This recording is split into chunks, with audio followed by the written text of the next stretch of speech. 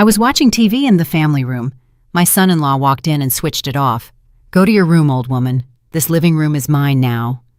My daughter dropped her gaze. I stood up, took my keys, and left without saying a word. The next day, a man in a crisp suit appeared at the front door. He rang the bell.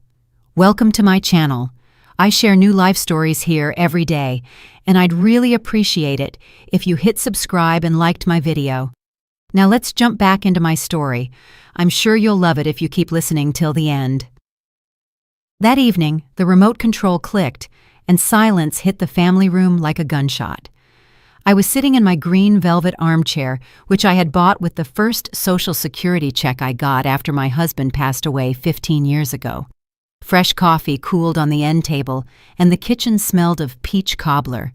The television softly murmured the news, and this was my quiet time, when the joints eased and I could simply live, serving no one. The front door slammed, as if a storm had broken into the house. I didn't look. I knew exactly who it was. Derek walked in like he owned the place. Behind him, my daughter Lena carried shopping bags. Her shoulders were slumped, her eyes on the floor, as if apologizing for taking up space. I didn't move. Derek stood right in front of the screen, blocking my view. He snorted, as he always did when he saw me doing nothing. He picked up the remote and pressed the red button. The screen went dark. "To your room, old woman!" he yelled. "I've got the game on. The family room is mine now." The silence became thick.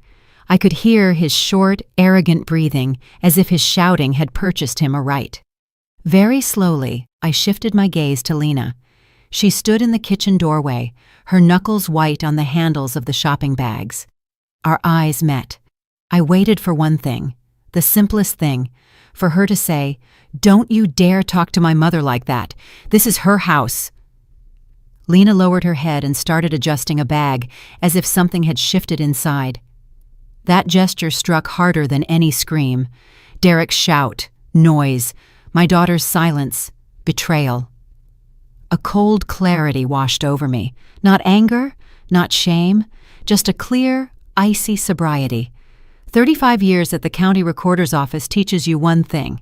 Words don't matter. Documents always do. I rose. My knees clicked dryly. In that silence, the sound was like a formal seal. Derek was already sprawling on my couch, unbuttoning the top of his shirt and grabbing a can of soda without even looking at me. In his world, I had long been just part of the furniture. I walked past him and turned into my room, not to lock myself in or weep, as they probably expected. I opened the bottom drawer of my dresser, pulled out a stiff leather pouch for bank business, and from the bottom, a set of keys and a blue elastic-banded folder. My fingers slid between the rough sheets of paper. A bill of sale, old but valid. A current deed of title. Owner, Celeste M. Everson. The paper was yellowed at the edges. Its power was ironclad.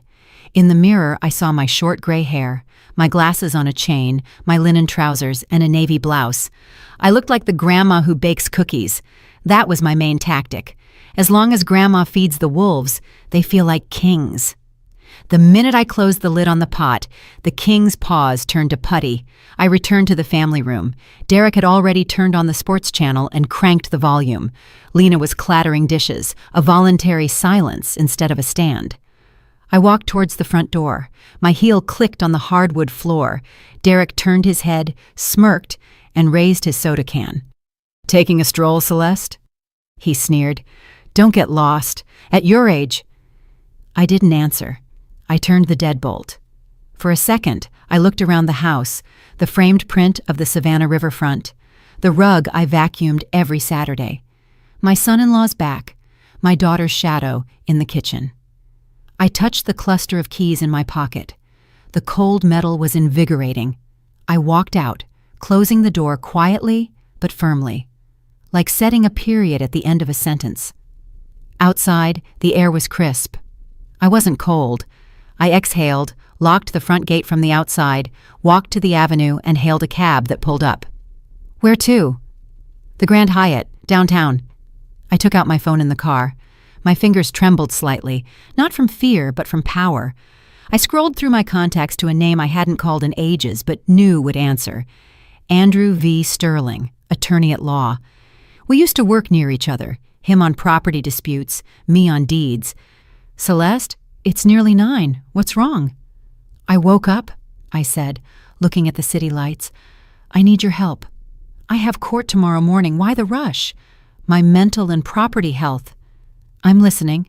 I want to evict 2 tenants. But you live with your daughter and son-in-law. Exactly. A pause. He knew me from my signatures on title rejections.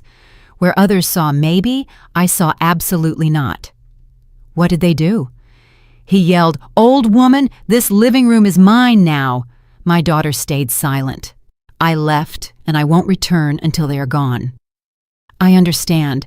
That's moral abuse at least. But you don't need pity. You need the law, right? The house is mine. They've lived here for 4 years without a lease, all at my expense. I need a notice to quit.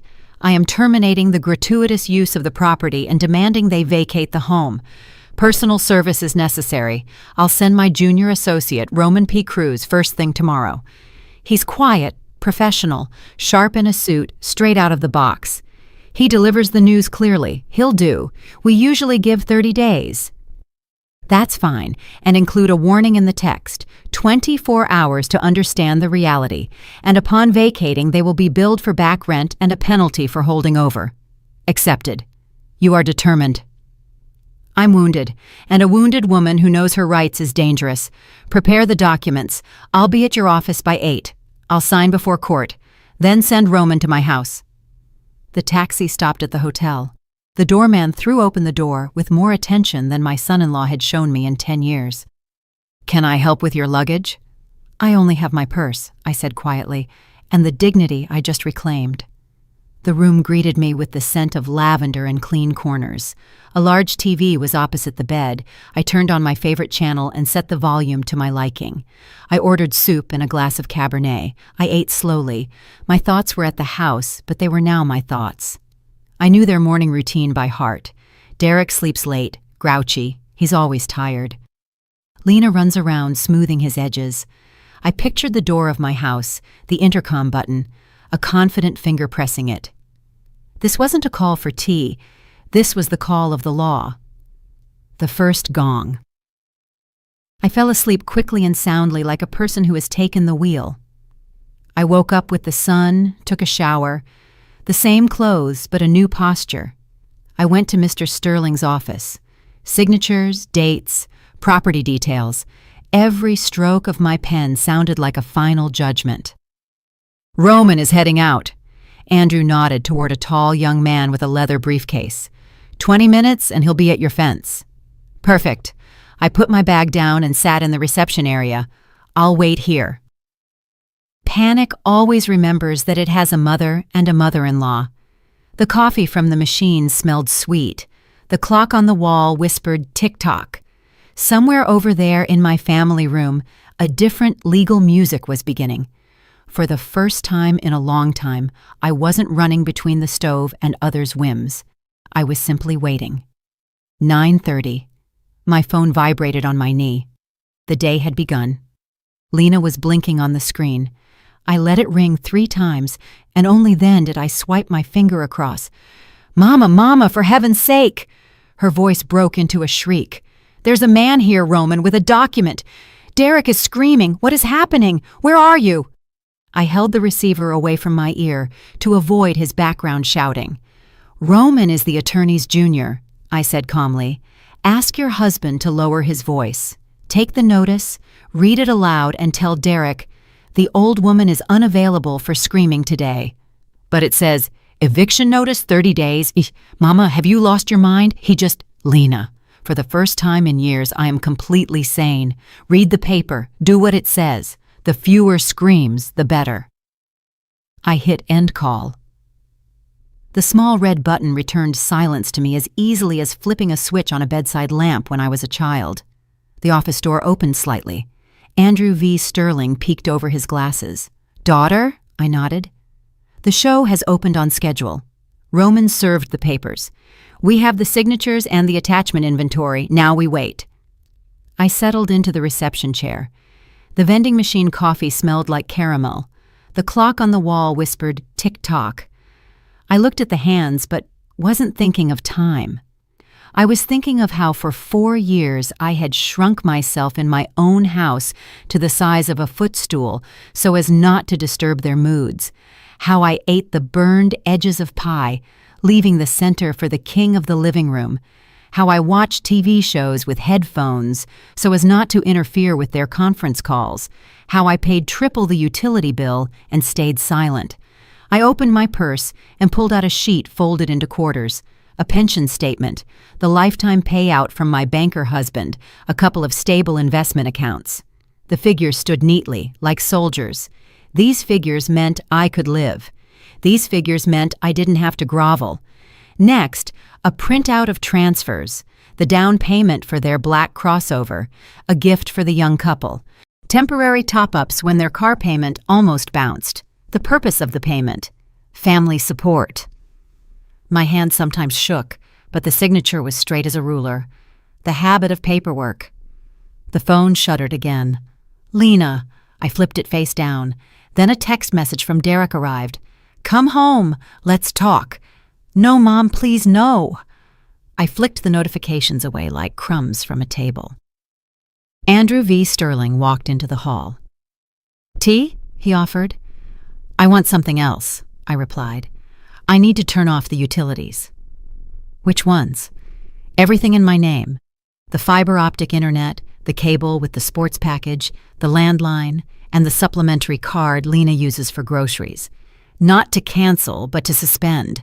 I can reactivate them when the house is mine alone again. He smirked. That will be felt. Yesterday was painful, I said. Today is merely felt. They are different things. I took a small notebook from my purse. On a clean page appeared a simple plan. Step 1, legal, completed, paper served, deadlines and consequences outlined. Step 2, financial, turn off the taps, let the king of the living room learn the price of his kingdom. Step 3, silence, no scandals, no justifications, only facts. The phone vibrated again. I glanced at it. Lena was typing long, frantic messages. He's furious. We've been shamed. People were watching. Where are you? Let's talk. I put the phone down and said nothing. Today, my nothing was the answer. Is there a decent clothing store nearby? I asked, putting the notebook away. The Gallery Mall is 2 blocks away, Andrew V. Sterling said. What are you planning? I am dressed like a grandma, I said, meeting his eyes, and I am going to set boundaries. I need a uniform. You are dangerous when you are calm. Now he said it without smiling. I'm just returning to myself, I replied, taking my purse and heading for the door. Outside it was bright and dry. I walked quickly, not looking back. The windows reflected me, stiffer, with a straighter back. My mind was clear and steady, where to go, what to say, whom to call. No pity, no revenge, only order. At the mall entrance, I paused for a second, ran my fingers over the strap of my purse and exhaled. First, the uniform. Then, tap after tap. The Gallery Mall was 2 blocks away. I walked briskly, as if going to work. Shoulders straight, step measured. Inside, the light, the window displays, the music from the ceiling. In the classic clothing department, I was met by a consultant with a name tag that read Jenna. Her gaze was attentive, without cooing. I need a uniform, I said. Calm, businesslike. Today, I am setting boundaries. Jenna nodded and disappeared between the racks. She returned with dark blue straight-leg trousers, a white cotton blouse, and a beige linen blazer. In the fitting room, the fabric settled just right. The trousers sharpened my posture, the blouse was crisp, and the blazer pulled everything together. I put on leather pumps with a low but distinct heel. The tap-tap on the tile was like a metronome. I folded my old clothes into a bag. Give these to the charity box, I said. Let them serve someone else. I sat on a soft ottoman by the fitting room, took out my notebook and phone. First call to the service provider. Good afternoon. I am the contract holder. I request a temporary suspension of services at this address: Internet, cable TV, sports package, and landline number. Reason: repairs. Start today. The operator read the required warning. The signal would be disconnected within 2 hours. Discounted monthly fee confirmed. Second call to the bank. I am the primary account holder. I request you block the supplementary card in Lena Everson's name. Reason: security. Please lower the online limits and keep SMS alerts only on my number. Done, a voice replied. The changes are now in effect. I hung up. My stomach growled, not from hunger, but from the adrenaline slowly dissipating. On the second floor in a quiet restaurant, I ordered a mushroom risotto and a glass of dry white wine. I placed my phone next to me, face down. Spoon, fork, breathe. For the first time in a long time, I wasn't eating stealthily or on the run. 10 minutes later, my palm felt a short vibration. A text message from the bank. Transaction declined, $85. Butcher's shop, prime ribeye. I smiled, a short, unsentimental smile. Almost immediately, another message flashed. The cards aren't working. Call the bank. We are at the register. Derek's number. I calmly dialed the response. It's not a malfunction. It's a freeze. The credit and the trust both expired yesterday, along with your game. I put the phone face down and finished my risotto slowly, tasting every grain. I paid the check with my card. I passed through easily, like walking through the door of my own house. At the exit, I bought a bottle of water, caught a cab, and returned to the Grand Hyatt. The lobby was cool, smelling of cleanliness, the rug springing beneath my feet. In the room, I slipped off my new shoes, placed the keys on the nightstand. The familiar metallic jingle answered with calmness inside me. I turned on the TV to a music channel and slept for an hour. My body took what it needed. I woke to the clear ring of the landline. That sound rarely means nothing. Hello, reception. Good afternoon. Your daughter is in the lobby. She urgently asks to come up, or rather, asks you to come down. She says it's urgent. I looked at the clock. The perfect time for a clear conversation without midnight hysterics. I washed my face, smoothed my hand over the lapel of the beige blazer, and adjusted the chain on my glasses. The same woman looked back at me in the mirror, but her spine was straighter. Tell her I'll be right down, I said calmly, and hung up. I took the keys from my purse. Today, they jingled differently, like the bells on a door behind which order has long been waiting. I inhaled deeply, pressed the elevator button, and stepped inside. Lena was waiting for me downstairs, and not just her. The elevator doors slid open softly. In the Grand Hyatt lobby, Lena paced between the couches. Her blouse was wrinkled, her bun messy, and there were shadows under her eyes. She saw me in the beige blazer, and it was as if she had walked into glass. She stopped. Mama. She stepped forward and froze 2 steps away, blocked by my gaze. What is all this? The internet is dead, cable too. The card won't go through. Derek is losing it. Where are you? Let's go home. Enough with the drama. Sit down, I pointed to an armchair. We are in a respectable place. We will speak calmly. She obediently sank onto the edge, clasping her hands. Mom, let's talk like family. She switched to a soft, placating tone, the one people use with children and the elderly. He just had a bad day yesterday, but he already texted you, apologizing. Let's go. I'll make tea. We'll talk it through. I am not offended, Lena, I said evenly. I have made a decision. The house is mine. You have lived here for 4 years without a lease. I am giving you 30 days to move out. As of today, 0 utilities. This is not revenge. This is order. But he has to work, she flared up. He has calls, deadlines. You are ruining his reputation. Let him work from a co-working space, from a cafe, or from his mother's house, I countered.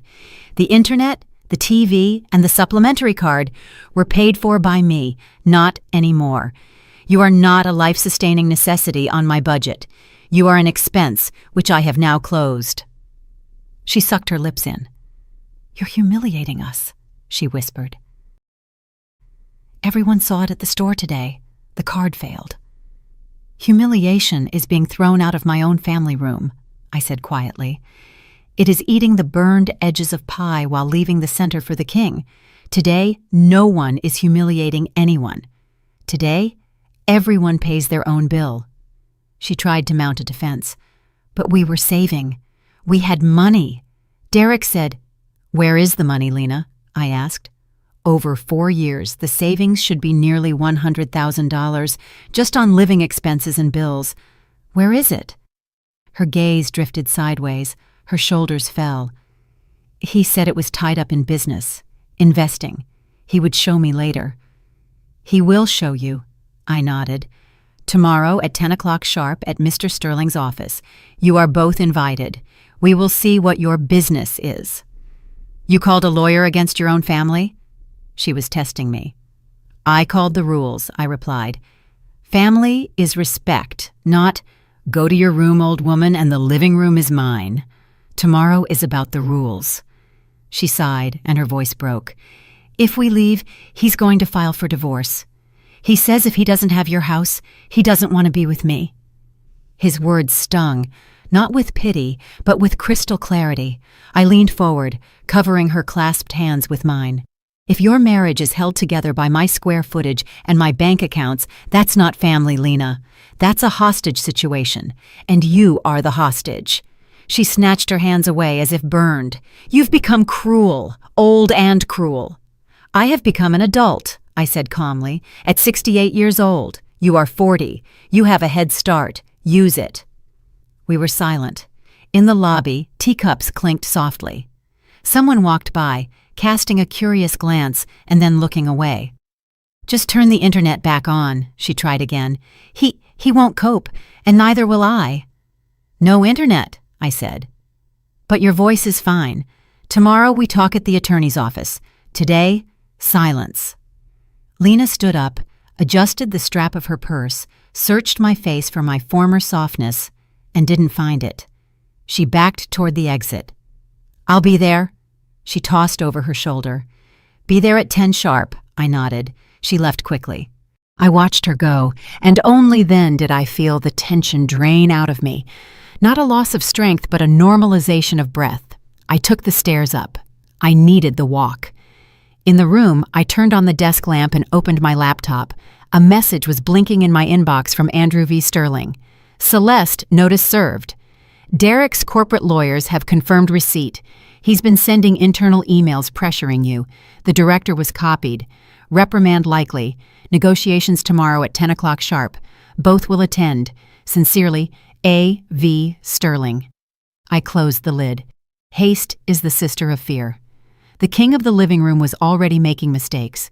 I opened my phone, scrolled through the settings, and turned off the family location app, the same one Derek had installed for my safety years ago. Geolocation access prohibited flashed on the screen. Good. My dot on the map belonged to me again. I took the keys out of my purse and spilled them onto the nightstand. The metal jingled cleanly like a new password. Outside, the lights stretched along the avenue. The air conditioning hummed steadily. I sat on the edge of the bed and felt it. Order inside. Not victory, not euphoria, just order. Tomorrow at 10, the conference room door would open, and 3 people would walk in, him, my daughter, and the law. The conference room was cool. The air conditioning was blowing cold air. I asked to be seated at the head of the table. To my right, Andrew V. Sterling. Neat folders, pen parallel to the edge. On the table, my driver's license, the deed of title, the notice of termination of gratuitous use. My armor today was simple: a beige blazer, a direct gaze, and paper. The door clicked. The paralegal murmured, "They're here." Derek stumbled in first. His usual arrogance was faded. A wrinkled shirt, his tie loose like a noose, dark circles under his eyes. Behind him, Lena clutched her purse to her chest, her eyes glued to the floor. "Please be seated." Andrew V. Sterling said with his baritone like a judge's gavel. "I'm not here for a greeting," Derek snapped immediately, pulling out a chair. "Enough with the show. We've lived there for 4 years. We have rights." I looked over my glasses. I paused deliberately so his anger would be audible. "Rights are exactly why we are here," I said calmly. "The house is my sole property. You are using it at the owner's goodwill. I have terminated that. The notice is on the table. The deadline is 30 days. There's something called adverse possession," he shot back. His words tripped over each other. "We possessed it openly as owners. Have you even seen the law?" "I have," I smiled slightly. "And I worked with it for 35 years. Adverse possession applies when the owner doesn't live there, doesn't pay, and doesn't object. I live there, I pay, and I object. You are not owners. You are temporary and loud users." Derek's jaw clenched. He turned his eyes to Andrew V. Sterling, seeking support. "The notice is proper," the attorney confirmed smoothly. "Service was executed. Upon expiration of the deadline, a lawsuit will be filed for eviction and recovery of fair market rent from the date of the notice." "This is illegal," Derek raised his voice. "She cut off our internet, our funds, emotional distress. I'm suing." "Internet is not a life-sustaining utility," Andrew V. Sterling said, unblinking. "If you want it, connect it yourself and pay for it. Lena, tell her." He jabbed his finger at my daughter. "She's destroying our family." Lena blinked. Her lips trembled, and then there was silence again. I slid a folder toward her. "Let the paper speak," I said. "Derek, for 4 years you were supposedly saving for a condo. Nearly $100,000 in savings just on living expenses and bills. Where is the money?" "In business," he tried to smirk. "Investing, futures, leverage. You old folks wouldn't understand." "I like specifics." I pulled a stack of papers from an envelope, 3 loan default notices, and here, the broker's statement, margin call, balance below 0. Derek lunged for the paper, but Andrew V. Sterling's hand landed first. "Put it down. Let your wife read it." Lena took the sheets. Her fingers shook. Her eyes darted over the figures and lines. I saw the moment of realization. Her shoulders slumped. Her mouth dropped open. One heavy tear. Not of pity, but of cold awareness. "0, even a deficit," she whispered. "Yes," I said, softer but firm. "Nothing was saved. There were bets, games, $85 prime ribeye, and imported beer, all on my card. I would have made it back." Derek flared up. "The market is turning around. I just needed one more infusion." "And that's why you needed my living room?" I raised an eyebrow. "To lose louder and to send me to my room in the process?" He clenched his fists. The anger in his eyes was undercut by fear. "I'm your son-in-law," he forced out. "Family is supposed to help." "Family is respect and boundaries," I said. "You offered neither, and you will receive neither." I stood up. That movement was enough to make everyone straighten. "Terms," I stated, clipping my words. 30 days to move out. The internet, cable, and supplementary cards will not be returned. If I hear screaming when I visit to collect my winter clothes, I will immediately call the police and file a report for threats. We'll see how job recruiters feel about that, on top of your corporate reprimand." Derek slumped in his chair, as if his internal bolts had been unscrewed. Lena covered her face with her hands. The whir of the air conditioning became audible. "And one more thing," I turned to my daughter. "This is your choice. Over these 30 days, you decide whether you continue to drown with a man who lied and dragged you down, or whether you swim to the surface.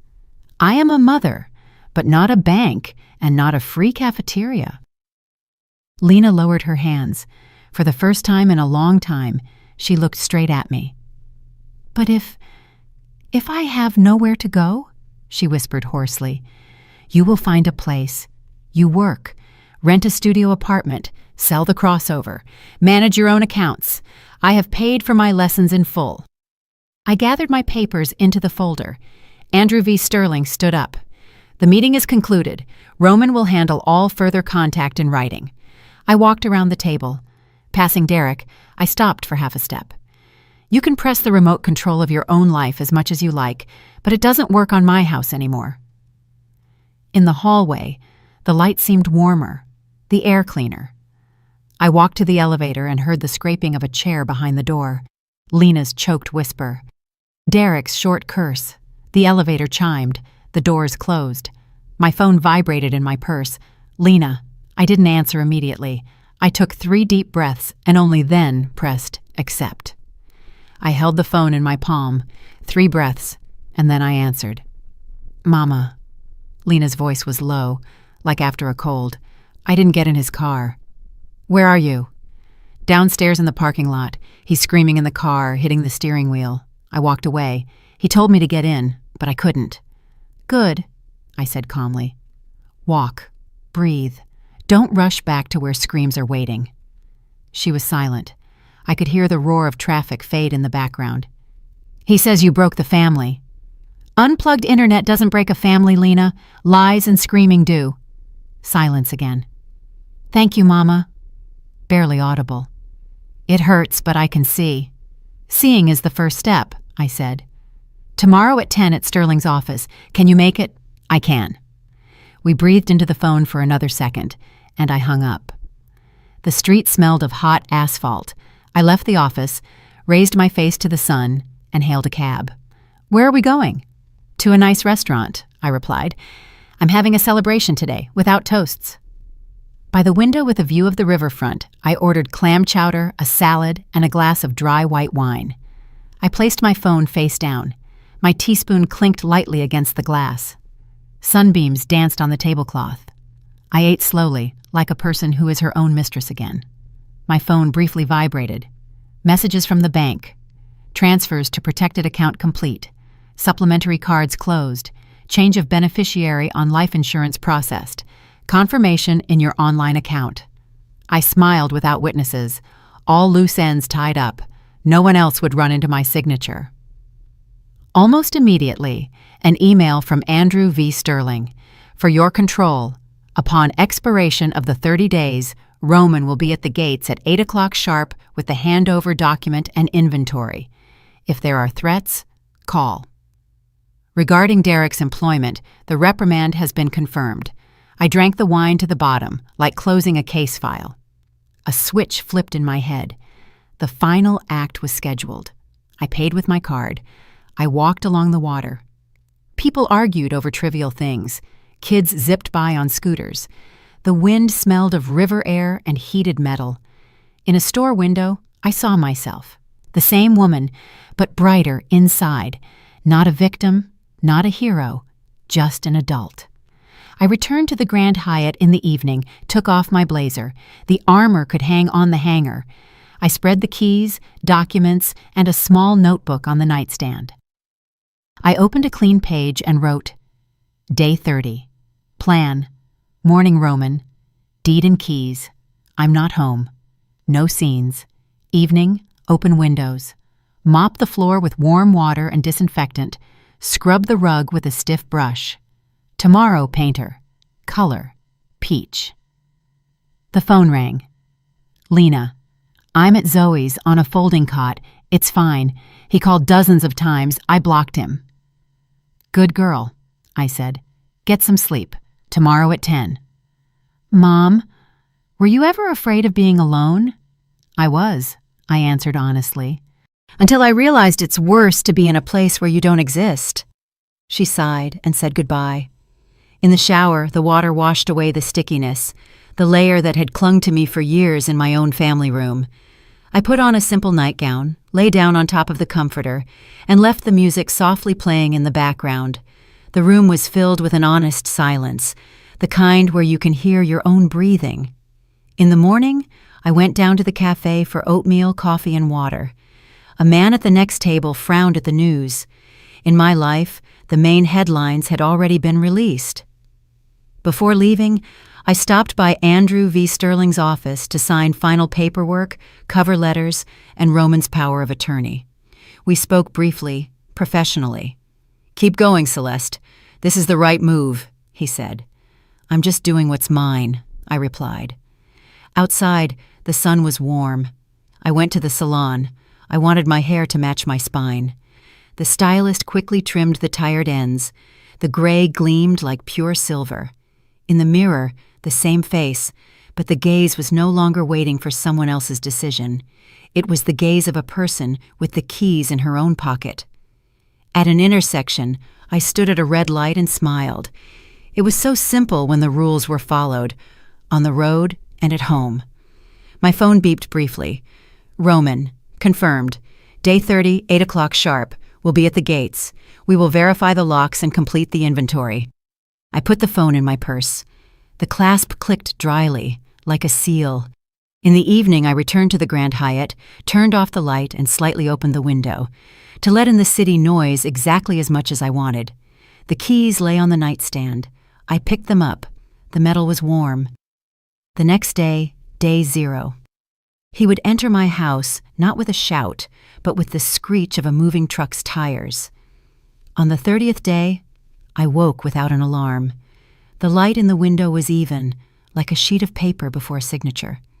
I had breakfast, placed my phone face down, and drove out of the city to a spa. I would not be home today. Roman called. I'm at the gates. The moving truck has arrived. They're starting. Proceed by the inventory, I said. I'm available by phone. Next was water, steam, and herbal tea. I stared at the ceiling and thought of only one thing. Tonight, I will open the windows and wash the floor. That's all. At 11, my phone briefly vibrated. Derek made noise, but he signed. Keys handed over, inventory completed, a couple of holes in the walls from mounts, furniture marks, locks intact. 12:30, they are gone. I put the phone back. No anger, no joy, just a fact. The end. At 2, I stopped at a hardware store. Gloves, a mop, rags, floor cleaner. On the way, I called a painter recommended by Andrew V. Sterling. Can you start tomorrow by 9? The family room and the hallway. Color, peach. We can, a man's voice replied. We'll be done in 1 day. At the gates, the key turned easily, as if the house itself had exhaled.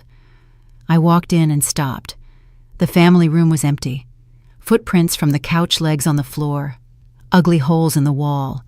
The air was heavy and stale. I threw open all the windows. A draft swept from the kitchen to the garden, stirred the curtains, and carried out the remnants of someone else's life. I put on the gloves. First, the shelves and baseboards, then the corners where dust had accumulated for later. I gathered the old magazines no one read into a garbage bag. I wiped the framed print of the Savannah riverfront and hung the painting lower. As was comfortable for me, not as was trendy. The floor got warm water twice, the rug a stiff brush. The house came back to life with every movement. By evening, I put the kettle on. The silence was not empty but golden, like fresh wax on the parquet floor. Then a short, polite ring. I knew who it was. Come in, Lena, I said at the threshold. The coffee just brewed. She walked in slowly, looking around. It's beautiful, quiet, warm. It's peach, I nodded. Sit. We sat opposite each other. 2 mugs on the table, a plate of pie. Lena held her mug with both hands, grasping the warmth. I rented a studio apartment, she said, looking at the steam. It's small. The neighbor upstairs likes loud music. The ceiling is low, but it's mine. I pay for it myself. I took on full-time work, and I filed for divorce. The pro bono lawyer is processing the papers. I nodded. A warm, quiet, unsentimental feeling rose inside me. That's the right path, I said. It will hurt. Then it will settle. He says you broke up the family. She smiled faintly. And I realized you just stopped feeding the lie. We were silent. Outside the window, the garden rustled like new sheets. Thank you for saying no, she added, placing her palm over mine. While you were patching the holes, I couldn't hear myself. Hearing yourself is not a luxury, I said. It is order. She inhaled deeply. Mama, can I come over as a guest? No keys, no staying over, just tea and conversation. That's exactly what you should do, I replied. The door is open for guests. It's temporarily closed for tenants. We hugged briefly, an adult embrace. On the porch, she adjusted the strap of her purse and walked toward the gate. She walked straight, not looking back, like a person who chose her own pace. I returned to the family room. The peach walls glowed softly. The notebook was on the end table. I opened a clean page and wrote, Wednesday, 4 p.m., sharp, tea with the neighbors. Topic, wills, separate accounts, passwords, bring questions, and a notebook. My phone blinked with a message from Zoe. Celeste, Betty is crying. Her son is pressuring her to sign the house over to him. Investment, Mom. I'll buy you a better one later. She's afraid to say no, afraid he'll get mad. Can we come over tomorrow? Come at 4, I typed. Kettle and papers are ready. I signed the bottom of the page and closed the notebook. The house was clean and warm, and this cleanliness finally had a purpose. Tomorrow the doorbell would ring, but it would no longer be a disaster. It would be a beginning. By 4 o'clock on Wednesday, I boiled the kettle, took out my folder of documents, and placed pens, blank sheets, and envelopes on the table. On the folder cover, I wrote in large pencil letters, Wednesday, 4 p.m. The house smelled of peach cobbler and fresh paint. The peach walls seemed warmer than usual in the soft sunlight. Not a show, but order. The bell rang briefly. Zoe arrived first, then Olga, and almost immediately they ushered in Betty, hunched over with red eyes. My son is rushing me to sign the house over to him, she said from the doorway. Investment, Mama. I'll buy you a better one later. I'm scared to refuse, afraid he'll be angry. Sit down. I poured the tea. Let's start simply. Gifting the house is forever. You can't take it back. If you want to leave something to someone, write a will. As long as you are alive, the property remains yours. For a last resort, we can discuss a life estate, but that's careful work, no rushing. Zoe nodded. And don't give passwords to anyone, not to the kids, not to the grandkids, for their games. Exactly. I slid a sheet of paper toward Betty. Here is a phrase for you to start the conversation. I am not ready to change the owner of the property. To think about it? Yes. To sign? No. Your son will push. Repeat the phrase word for word. If he starts yelling, leave the room, close the door. You only sign papers when your head is calm. Olga snickered. Next, you'll be giving her the lawyer's number. I will. I nodded. It's Roman, Andrew V. Sterling's associate. He doesn't yell and he reads the fine print quickly. But it's best not to sign anything on emotion or on weekends when the county office is closed. We sat and wrote down short bullet points. Will instead of a gift deed. Separate accounts. A receipt for every penny borrowed. Prohibition on shared passwords. A power of attorney only limited and with an end date. I showed them where to find the owner's name on their property tax records, and I explained that staying with Mom for a year turns into a lifestyle after 4 years if you don't call things by their names. Betty initially flinched at every word no, but by the end, she straightened up and asked for more tea. Girls, I feel lighter, she said. I'm going home today not to cry, but to talk. We're here every Wednesday, Zoe replied. At 4. Your tea, your questions. They left differently than they had come. Not quieter, but more assured. I washed the cups, wiped the table, and threw open the windows. The garden smelled of wet grass. The house felt light. Lena stopped by at 8. She knocked like a guest. Can I? Come in. Tea's still warm. She took off her jacket, walked over to the peach wall, and ran her hand over the paint. It's beautiful, she said quietly. Warm. A house should be warm. Everything else is extra. We sat down. She held the mug with both hands, taking the warmth. I was at the lawyer's, she said, looking straight ahead. The divorce is progressing. Full-time work is steady. I don't want supplementary cards for milk anymore. I pay myself. But sometimes, can I come over as a guest? No keys, no staying over, just tea and conversation? That's exactly what you should do, I replied. The door is open for guests. For tenants, it's permanently closed. That's not cruelty, it's a rule. She nodded, thought for a moment, then smiled slightly. You know what I miss? Your no. I spent my whole life learning your yes, and now I'm learning your second word." "The no is not about offense," I said. "It's about boundaries, yours, mine, any adult's." We sat in silence. In the kitchen, the clock ticked softly. Outside, the wind sighed, swaying the rowan tree. Lena stood up. "Thank you, Mama," she said, hugging me briefly, like an adult. "If you hadn't turned off the utilities that day, I never would have heard myself." "Hearing yourself is adult life," I replied. "Go on. I have a meeting tomorrow at 4. Don't let me down in front of the neighbors." She smiled and left. Her step was steady, without looking back. In the hall, an unknown number blinked on the nightstand. I could recognize those calls even without a name. I almost reached for it, but stopped and calmly pressed block. There is much news in life, but taking calls about other people's crises is not my obligation. I walked through the house. Kitchen, hall, family room. My documents were neatly stacked on the shelf. The Savannah Riverfront print was hung where it was comfortable for me. In my study, a clean notebook. I sat down and opened it. On the first line, I wrote, "The house, the owner's story." Not for Lena, but for myself, and for those who are still sitting in their green armchairs, afraid to pick up the remote. I wrote simply, "How fear disguises itself as care, how habit drowns out your voice, how one phrase, 'To your room, old woman,' exposes the whole scheme.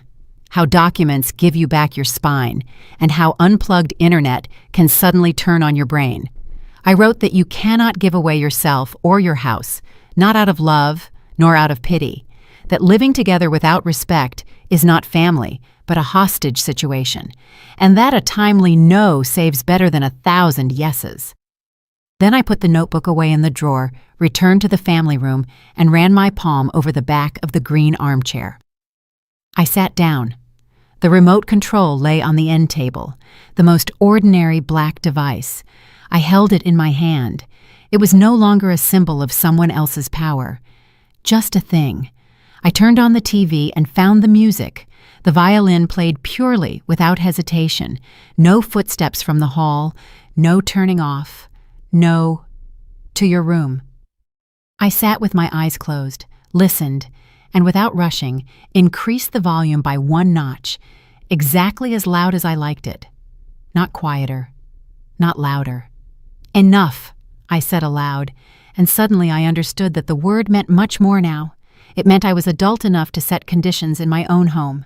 It meant I had enough strength not to save those who weren't asking for salvation, but for cards and square footage. It meant I had lived long enough to understand a simple truth. Ownership is not just about keys and deeds. It's about the right to choose the silence, the people at your table, and the volume of the music. I turned off the TV and listened to the house. It was breathing steadily. The garden darkened outside the window. A branch twitched somewhere, water clinked in a pipe. Nothing dramatic, just a simple life that I was finally not renting out. In the hall, my beige blazer hung on the hook. I adjusted the lapel, fixing a small detail so it wouldn't build up into a bigger problem. The keys jingled on the nightstand. The metal was warm. There were no other bundles of keys next to mine. In the notebook for tomorrow, it was written, "Wednesday, 4 p.m. sharp. Wills and passwords." I closed the cover, set the kettle for the morning, and turned off the light. The house was mine, but most importantly, I was home again. And in my life, just like on the remote, the volume is now regulated by me. I'm really glad you're here and that I could share my story with you. If you liked it, show me by liking the video and subscribing to my channel. Let's see how many of us there are. Write in the comments which city you're watching from and what time it is. I'm so curious to know where all you wonderful people are tuning in from. If you want to support me a little extra, you can also send a small donation. I share new life stories for you every single day. And now 2 of my most popular stories will pop up on the screen so you can choose what to watch next.